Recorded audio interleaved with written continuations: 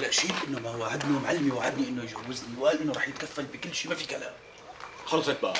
انت لا تاكل هم ايش كان خالي ابو قاسم وعدك انه يتكفل بجوازتك. ما اعتز نسيت انت انه انا ما عندي بيت، ما في بيت.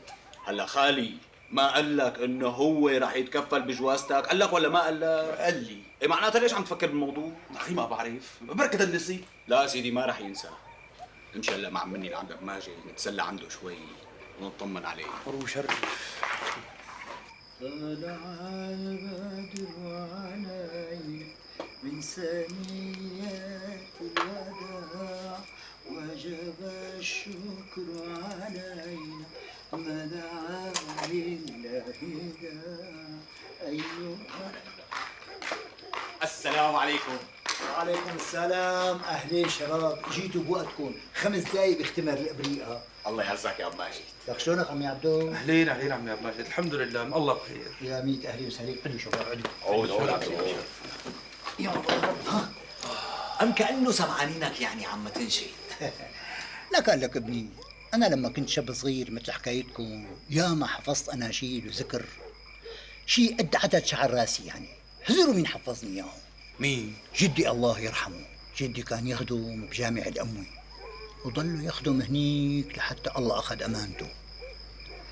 كان يحكي لي على ليلة نص شعبان وليالي رمضان وليلة مولد النبي الشريف. كان ياخذني معه على طول. وبليلة من الليالي، بسم الله الرحمن الرحيم. مين؟ يا عم ماجد انا ابو عصام الحكيم. هذا ابي رجع من الطرق. أهلين وسهلين. السلام عليكم. وعليكم السلام. شو عم ساقط هو؟ ايدك يا ابي. كلفنا العقيد نحرس الحاره مع ابو ماجد لانه ابو سمير الحمصاني عامل مولد وحضره وكل الرجال مجتمعين هنيك وعم يستنوك. ايوه زعيم هني؟ ايه هنيك يا ابي.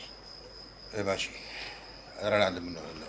بدك شيء يا ماشي؟ سلامة عمرك. حطوا بالكم ابي. امرك يا ابي الله امرك. معي امرك. الله معك بالسلامة.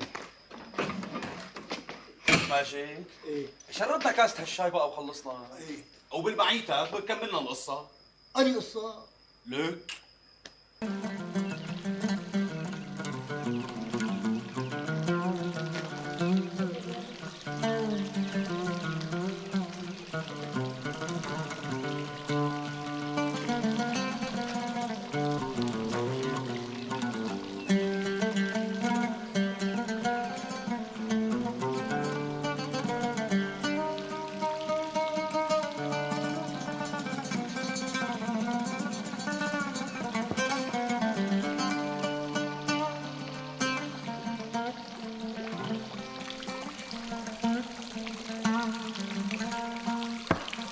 قوم معتز يا ابي، قوم عاوزك.